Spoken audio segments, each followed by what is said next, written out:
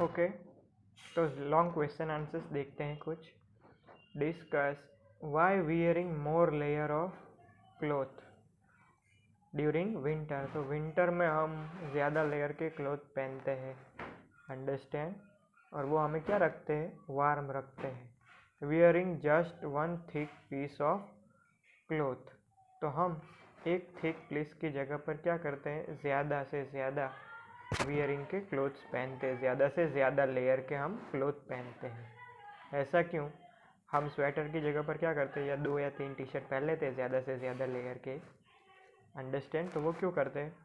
तो air is bad conductor of heat.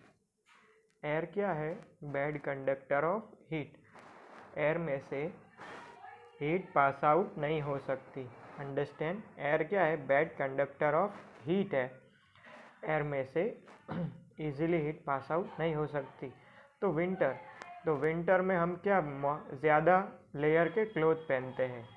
Winter में हम क्या करते हैं, ज़्यादा लेयर के क्लोथ पहनते हैं। तो एयर क्या होती है, ट्रैप हो जाती है बिटवीन दिस लेयर। इन लेयर के बीच में एयर ट्रैप हो जाती है, understand. In between this layer which does not allow body heat to flow from body to atmosphere. उससे क्या होता है, हमारी बॉडी में से जो हीट प्रोड्यूस होती है वो बाहर नहीं आती, और उससे हमें क्या फील होता है, वार्म फील होता है। If we wear thick cloth, अगर हम थिक क्लॉथ पहनते हैं तो air could not be trapped, air trap नहीं होती inside, hence it prevent less amount of heat. वो क्या करती है, लेस अमाउंट ऑफ हीट को ही रोकती है, और बाकी ज़्यादातर हीट क्या हो जाती है, एटमॉस्फेयर में फ्लो हो जाती है। ओके, तो जब विंटर होता है तब हमें वन थिक क्लॉथ पहनने की जगह पर कैसे क्लॉथ पहनने चाहिए, ज़्यादा से ज़्यादा लेयर के क्लॉथ पहनने चाहिए, क्योंकि एयर क्या है, बैड कंडक्टर ऑफ हीट है।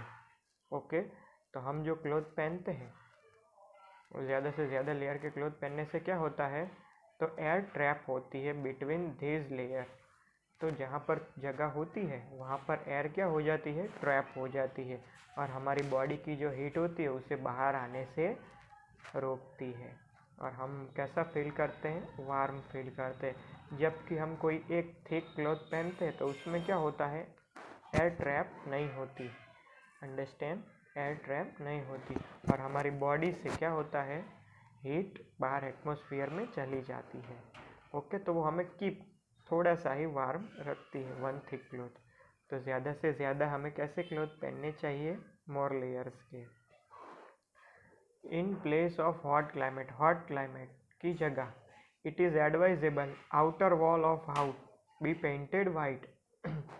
जहाँ पर क्लाइमेट हॉट रहता है वहाँ पर घर के बाहर की दीवारों को कैसा कलर करना चाहिए, वाइट कलर करना चाहिए। क्यों?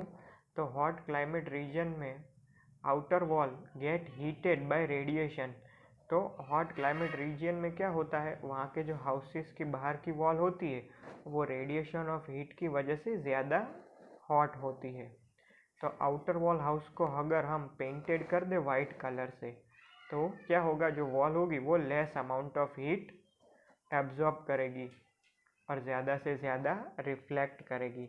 इससे क्या होगा, पीपल जो रहते हैं घर के अंदर वो फील लेस हॉट, उन्हें गर्मी कम लगेगी, अंडरस्टैंड, समझ में आया।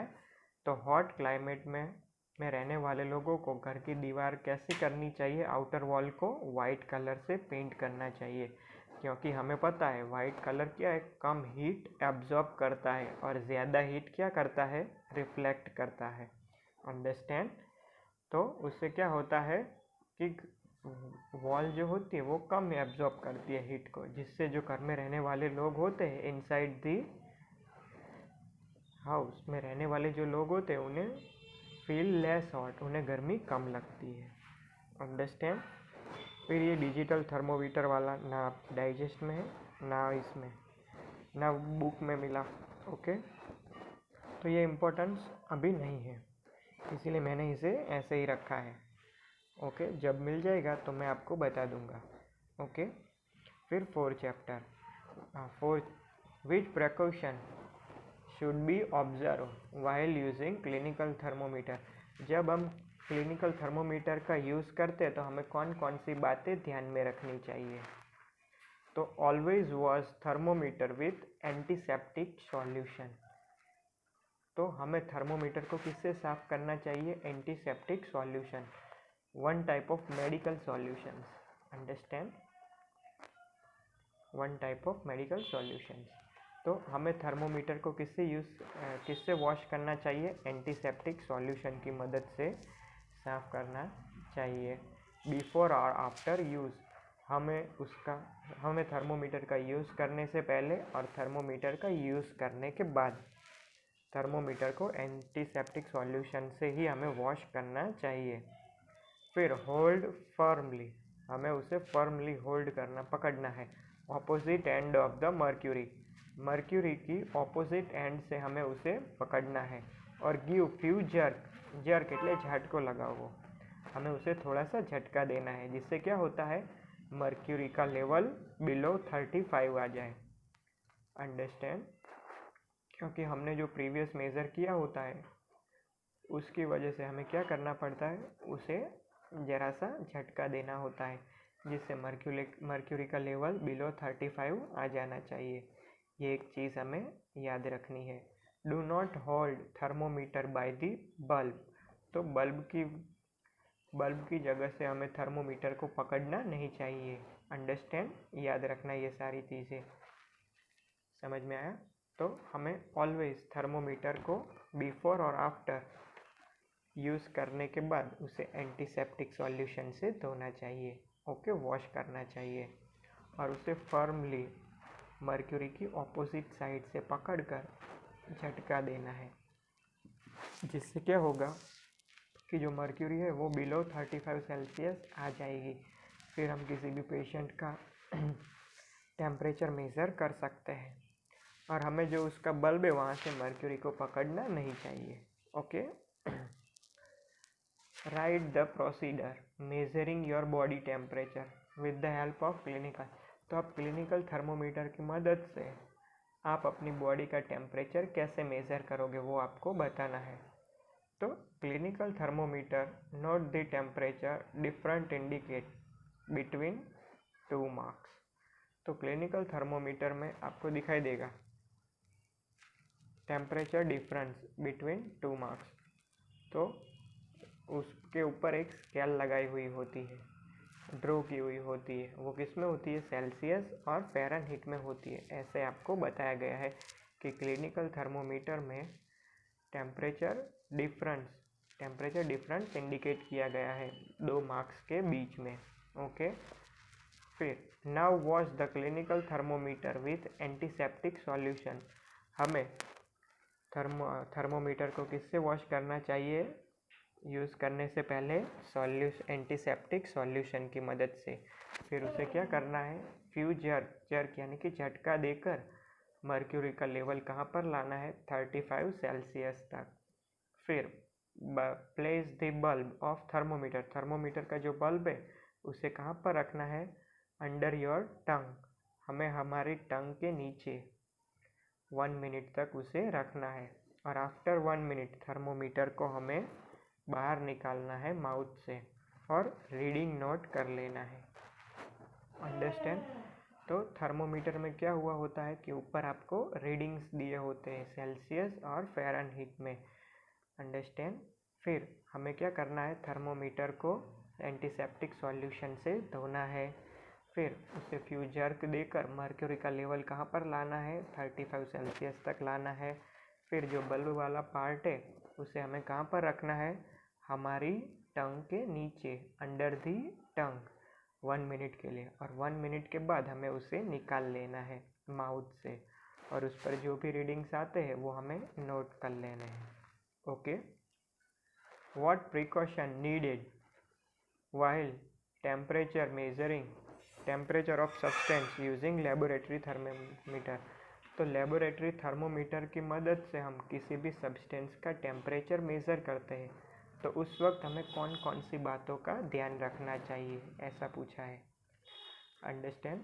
हमें पता है कि लेबोरेटरी थर्मोमीटर का यूज़ हम किस में करते हैं? किसी भी सब्सटेंस का टेम्परेचर मेज़र करने के लिए। तो उस वक्त हमें कौन कौन सी बातों का ध्यान रखना चाहिए। तो thermometer should be kept upright not tilted. Thermometer को हमें कैसा, सीधा पकड़ना है, नॉट टिल्टेड वो नहीं होना चाहिए। अंडरस्टैंड। फिर temperature must be read. Temperature कब रीड करना होता है? When thermometer is contact with substance. जब थर्मोमीटर सब्सटेंस के कांटेक्ट में होता है तब हमें टेम्परेचर मेज़र करना होता है। अंडरस्टैंड। जब हमने क्लिनिकल थर्मोमीटर में क्या देखा, जब माउथ में रखते हैं, फिर माउथ से निकालते हैं और फिर हम टेम्परेचर देखते हैं। ओके।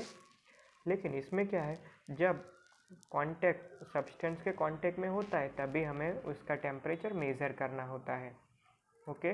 तो सबसे पहले क्या करना है, थर्मोमीटर को सीधा पकड़ना है, टिल्टेड नहीं होना चाहिए।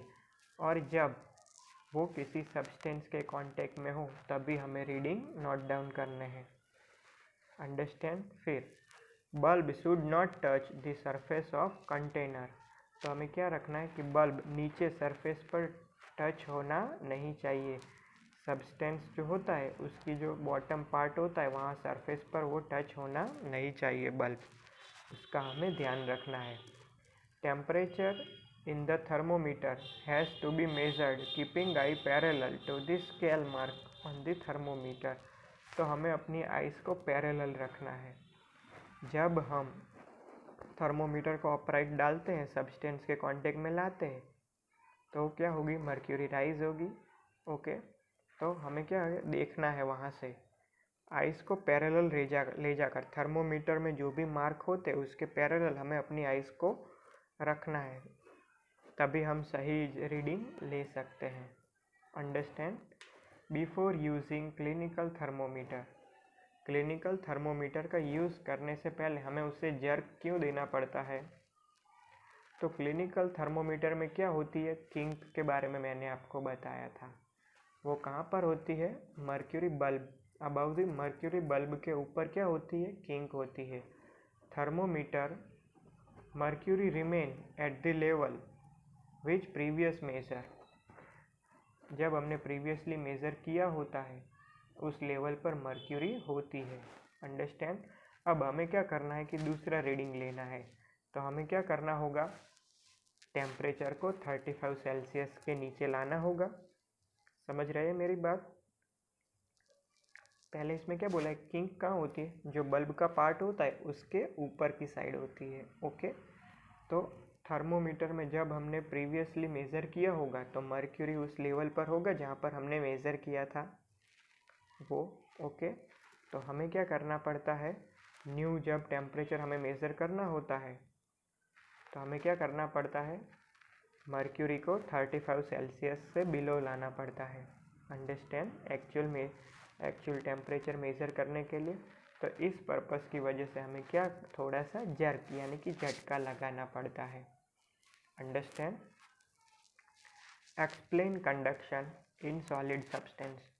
तो प्रोसेस बाय विच, जिस प्रोसेस से हीट ट्रांसफ़र होती है hotter end to colder end of solid substance. तो सॉलिड सब्सटेंस में हीट ट्रांसफ़र होती है हॉट गर्म एंड से कोल्डर एंड तक। तो वो जो प्रोसेस है उस प्रोसेस को हम क्या बोलते हैं, कंडक्शन। जिस प्रोसेस से हीट हॉट सब्सटेंस से कोल्ड सब्सटेंस तक ट्रांसफ़र होती है उसे हम क्या बोलते हैं, सॉलिड सब्सटेंस, उसे हम क्या बोलते हैं, कंडक्शन मेथड। ओके। जब सॉलिड सब्सटेंस हीट होता है वन एंड से, तो उसके जो मॉलिक्यूल्स है वो ट्रांसफ़र देयर इफेक्ट, जो हॉट सब्सटेंस के मॉलिक्यूल्स होते हैं वो अपनी इफेक्ट अपने नियर बाय मॉलिक्यूल्स को ट्रांसफ़र करते हैं। तो ऐसे ही एक मॉलिक्यूल्स की इफेक्ट दूसरे मॉलिक्यूल्स को होती है तो दूसरा मॉलिक्यूल्स हीट होता है, फिर दूसरे मॉलिक्यूल्स की हीट तीसरे मॉलिक्यूल्स को इफेक्ट करती है तो तीसरा मॉलिक्यूल्स भी हीट होता है। वैसे ही क्या होता है,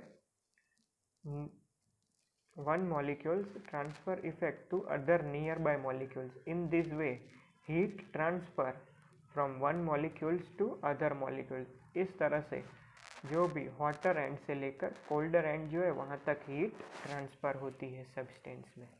समझ में आया? पहले तो कंडक्शन की डेफिनेशंस लिख देनी है। क्या है कंडक्शन की मेथड?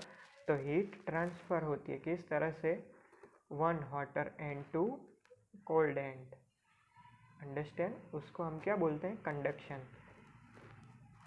व्हेन सॉलिड सब्सटेंस, जब सॉलिड सब्सटेंस हीट यानी कि गर्म होता है एट द वन एंड पर, तो उसके जो मॉलिक्यूल्स है उसकी इफेक्ट ट्रांसफ़र करते हैं अपने नियर बाय मॉलिक्यूल्स को, तो उससे हीट ट्रांसफ़र होती है hotter end to colder end the substance. Okay. वैसे ही कॉन्वेक्शन लिक्विड, तो कॉन्वेक्शन इन लिक्विड, लिक्विड में कॉन्वेक्शन कैसे होता है? तो कॉन्वेक्शन एक ऐसा मोड है जिसमें हीट प्रोपोगेट होती है one place to other place in actual motion. Motion में एक जगह से दूसरी जगह हीट क्या होती है? प्रोपोगेट होती है मटेरियल पार्टिकल्स में। ओके, तो लिक्विड के पार्टिकल्स में हीट क्या होती है? प्रोपोगेट होती है one place to other place.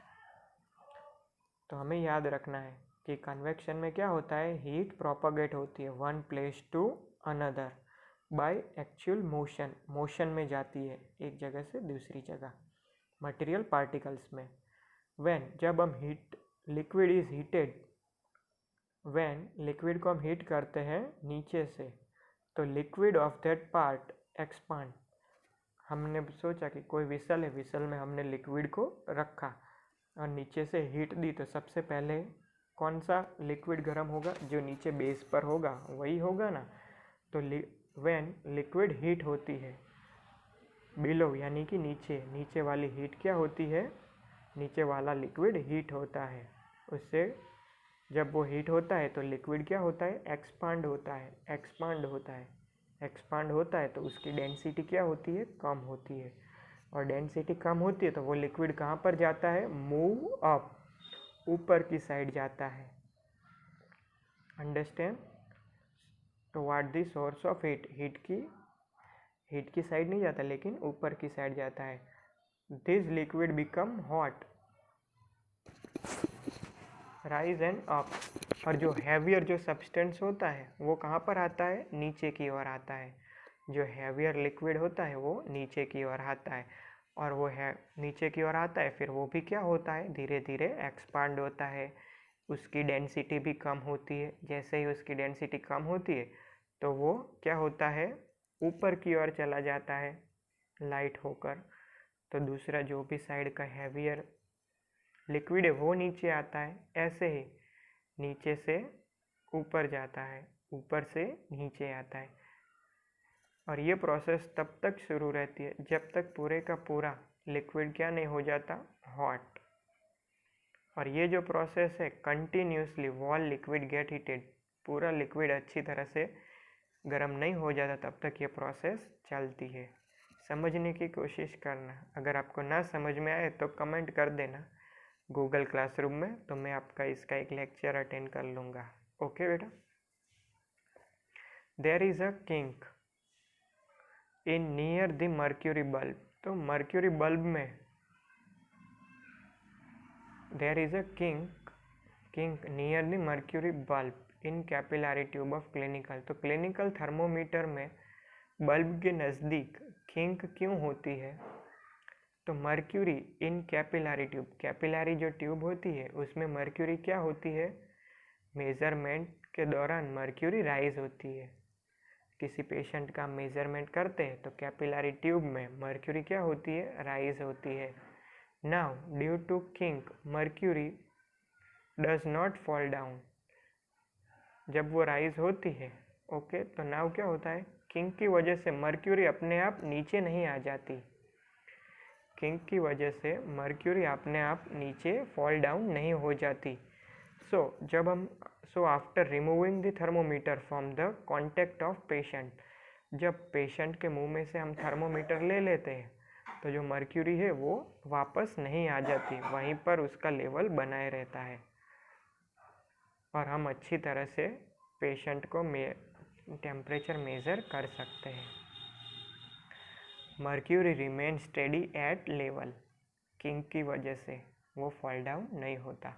Okay, it is not advisable to wash clinical thermometer with hot water. तो हमें गर्म पानी से क्लिनिकल थर्मोमीटर को धोना नहीं चाहिए। तो clinical thermometer can measure temperature. तो हमें पता है क्लिनिकल थर्मोमीटर जो है वो कितना टेम्परेचर मेज़र करता है, 35 सेल्सियस से लेकर 42 सेल्सियस तक। Temperature of hot water is more than 42 Celsius. तो क्या बोला है, टेम्परेचर ऑफ हॉट वाटर का टेम्परेचर मोर देन 42 अंश सेल्सियस होता है।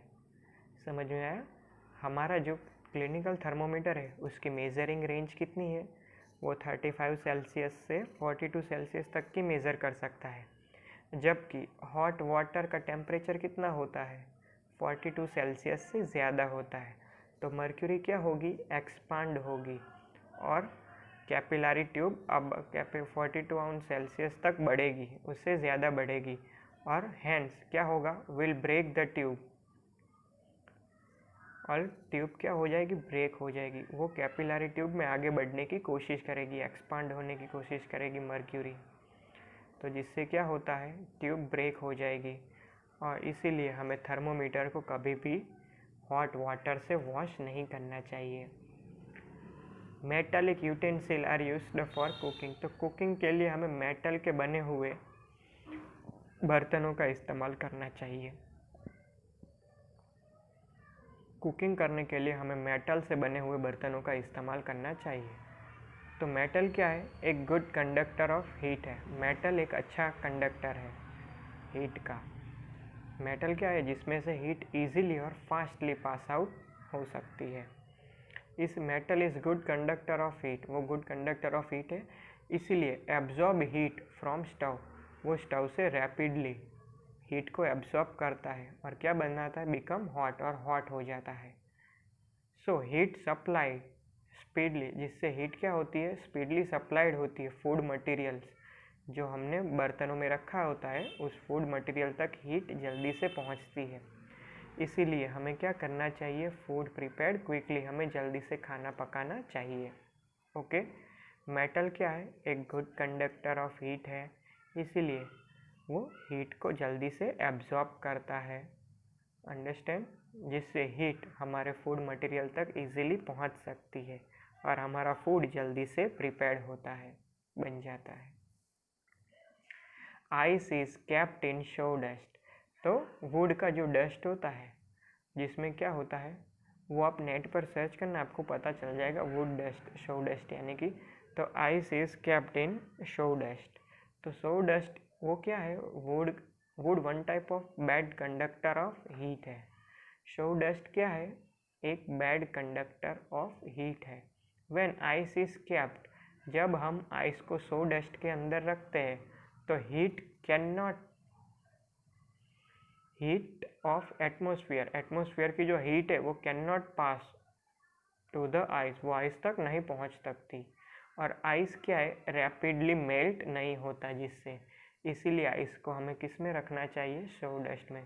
तो आपको यही पता होना चाहिए कि शो डस्ट क्या है, एक बैड कंडक्टर ऑफ हीट का बैड कंडक्टर है, जिसमें एटमोसफियर की हीट आइस तक नहीं पहुंच सकती, शो डस्ट में से पास आउट इजीली नहीं हो सकती, इसीलिए आइस जो है वो इजीली मेल्ट नहीं हो सकती।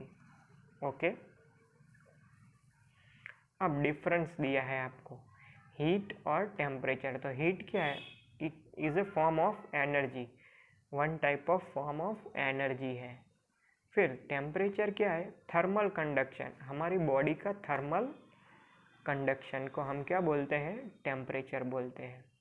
फिर हीट का एसआई यूनिट क्या है, joule, understand. Standard instrument, SI यानी कि स्टैंडर्ड इंस्ट्रूमेंट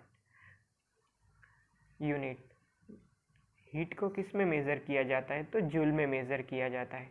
टेम्परेचर को किस में मेज़र किया जाता है, तो केल्विन में। तो ये आपको याद रखना है। हीट क्या है, फॉर्म ऑफ एनर्जी है। टेम्परेचर क्या है, थर्मल कंडक्शन, बॉडी को थर्मल कंडक्शन, हॉटनेस और कोल्डनेस बोलते हैं ना, थर्मल कंडक्शन। और हीट को किस में हम मेज़र, हीट का एसआई यूनिट कौन सा है, जूल। जूल में हीट को मेज़र किया जाता है। एसआई का मतलब याद रखना, स्टैंडर्ड इंस्ट्रूमेंट। ओके, वैसे ही टेम्परेचर, टेम्परेचर का स्टैंडर्ड इंस्ट्रूमेंट यूनिट कौन सा है, kelvin. Clinical thermometer and laboratory thermometer. Clinical thermometer में देखते हैं, तो क्लिनिकल थर्मोमीटर का यूज़ हम किसके लिए करते हैं, measure the temperature of human body. Human body के टेम्परेचर, ह्यूमन बॉडी का टेम्परेचर मेज़र करने के लिए क्लिनिकल थर्मोमीटर का यूज़ किया जाता है।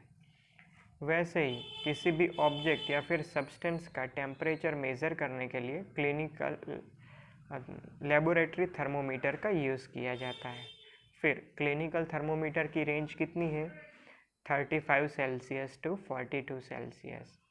लेबोरेटरी थर्मोमीटर की रेंज कितनी है, -10 अंश सेल्सियस से लेकर 110 अंश सेल्सियस तक। ओके, फिर गुड कंडक्टर, तो वो तो हमें पता है, जिसमें से इजीली और स्पीडली हीट ट्रांसफ़र हो सकती है, उसे हम क्या बोलेंगे, गुड कंडक्टर ऑफ हीट। फिर बैड कंडक्टर ऑफ हीट का मतलब क्या होता है, transfer of heat in substance is slow, जिसमें से कम स्लोली हीट पास आउट होती है, ऐसे सब्सटेंस को हम क्या बोलते हैं, बैड कंडक्टर ऑफ हीट। तो आपको नीचे कुछ gold, silver, copper, aluminium, iron, तो ये क्या है, गुड कंडक्टर्स है हीट के, जिसमें से हीट इजीली और फास्ट पास आउट होती है। जबकि ग्लास, प्लास्टिक, रबर, लेदर, ये सारे बैड कंडक्टर है हीट के, जिसमें से धीरे धीरे हीट पास आउट होती है। ओके, तो इधर आपको क्या है, कुछ क्लासीफाई दिया है कि कौन से गुड कंडक्टर है, कौन से बैड कंडक्टर है, तो वो आपको लिखने हैं। तो आयरन है, कॉपर है, gold, aluminium, steel, brass, silver, water, ये सारी चीज़ें क्या है, गुड कंडक्टर ऑफ हीट, जिसमें से हीट इजीली पास आउट हो सकती है। लेदर, प्लास्टिक, एस्बेस्टोस, वो एक क्लॉथ है, फायर रेजिस्ट क्लॉथ आता है, asbestos. Wool, cardboard, cork, ebonite rods, air, तो ये सारे क्या है, बैड कंडक्टर ऑफ हीट है, जिसमें से easily air pass out, heat pass out नहीं होती। फिर लैंड ब्रीज कब होती है, नाइट में होती है लैंड ब्रीज। फिर सी ब्रीज कब होती है, डे टाइम में। डार्क कलर के क्लोथ्स हमें कब पहनने चाहिए, विंटर में। और लाइट कलर के क्लोथ हमें कब पहनने चाहिए, समर में। ओके, तो आपको देखो इधर कुछ पिक्चर्स दी है, किसकी है, क्लिनिकल थर्मोमीटर की है। तो ये किंक लिखा, किंक की जो लेफ्ट साइड वाला पार्ट है उसे हम बल्ब बोलते हैं। बल्ब के बाद नियर में क्या आती है, किंक। और बल्ब में से जो आप देख रहे हैं लंबी सी लाइन निकल रही है ना, देखो आपको कैपिलरी ट्यूब दिखाई दे रही है, कैपिलरी ट्यूब बीच में जो होती है वो कैपिलरी ट्यूब है। उसके आसपास सेल्सियस और फ़ारेनहीट में मार्क्स किए हुए दिखाई दे रहे हैं। स्केल है, वन टाइप ऑफ स्केल दिखाई दे रही है, और स्केल किस में है, सेल्सियस और फ़ारेनहीट में है। ओके, फिर आपको ये रेड साइन दिखाई दे रहा होगा, वो नॉर्मल टेम्परेचर है हमारी ह्यूमन बॉडी का। ओके, 37 अंश सेल्सियस और 98.6 फ़ारेनहीट, ये याद रखना है। ये आप अच्छी तरह से पूरा देख लो। ओके, लॉन्ग क्वेश्चन आंसर्स में आने वाला है, ये शायद आ सकता है, इम्पोर्टेंट क्वेश्चन है। तो क्या पूछा है, क्वेश्चन देख लेते हैं। ड्रॉ करना है आपको ये डायग्राम क्लिनिकल थर्मोमीटर का, और एक्सप्लेन करना है कंस्ट्रक्शन और वर्किंग। इसका कंस्ट्रक्शन और वर्किंग आपको एक्सप्लेन करना है। तो कंस्ट्रक्शन देखते हैं पहले। It consist of long narrow uniform glass tube. तो लॉन्ग नैरो ग्लास ट्यूब है, ये पूरी की पूरी क्या है, लॉन्ग और नैरो ग्लास ट्यूब है। ओके, जिसमें क्या है, इन विच कैपिलरी ट्यूब, उसके बीच में कैपिलरी ट्यूब है, और उसके अंदर क्या है, इन विच मर्क्यूरी रन, उसके अंदर मर्क्यूरी रन होती है। ओके, एक long narrow uniform glass tube, uniform one side का फ्लो होता है उसको यूनिफॉर्म कहते हैं। यूनिफॉर्म ग्लास ट्यूब है, उसके बीच में कैपिलरी है और उसमें मर्क्यूरी रन होता है। क्लिनिकल थर्मोमीटर की रेंज कितनी होती है? Clinical thermometer range of temperature 35 Celsius to 45। फिर क्लिनिकल थर्मोमीटर में क्या प्रेजेंट होता है? किंग, और किंग कहाँ पर होता है? Bottom of the capillary tube, capillary tube की बॉटम में और near the bulb of thermometer. Understand? Thermometer के बल्ब के पास और बॉटम ऑफ कैपिलरी ट्यूब। फिर किंग क्या प्रिवेंट करता है? मर्क्यूरी को फॉल डाउन होने से रोकता है। ओके, और there is a red arrow, तो रेड एरो कहाँ पर किया है? 30 आउंस सेल्सियस पर उन्होंने क्या किया है? रेड एरो दिखाया है। ओके, अब वर्किंग मैंने इधर लिखा है, तो वो कैसे? तो फर्स्ट ऑफ ऑल क्या करना चाहिए? वॉश करना चाहिए। किसको? क्लिनिकल थर्मोमीटर को हमें वॉश करना चाहिए। किससे? एंटीसेप्टिक सॉल्यूशन से। फिर उसे फर्मली पकड़कर थोड़ा सा झटका देना है, फ्यू जर्क, जिससे मर्क्यूरी का लेवल कहाँ पर आ जाए? बिलो 35 सेल्सियस, 35 सेल्सियस से बिलो आ जाए। फिर हमें क्या करना है? Hold the bulb on the thermometer under your tongue. Thermometer के जो बल्ब है उसे हमें कहाँ रखना है? हमारी टंग के नीचे 1 मिनट तक, और 1 मिनट के बाद हमें थर्मोमीटर को निकाल देना है अपने माउथ से, और क्या करना है? रीडिंग को नोट डाउन करना है। ओके, तो आप ये जो लॉन्ग क्वेश्चन आंसर से एक सारे आप अच्छी तरह से समझ लेना ये पूरा चैप्टर। ओके, फिर भी आपको ना समझ में आए तो कमेंट करना, तो मैं आपको अच्छे से समझा दूंगा। ओके, जब हम लेक्चर लेंगे तब। तो ये आप अपनी वर्कबुक की कॉपी में पूरा चैप्टर लिख लेना। Bye, take care all of you.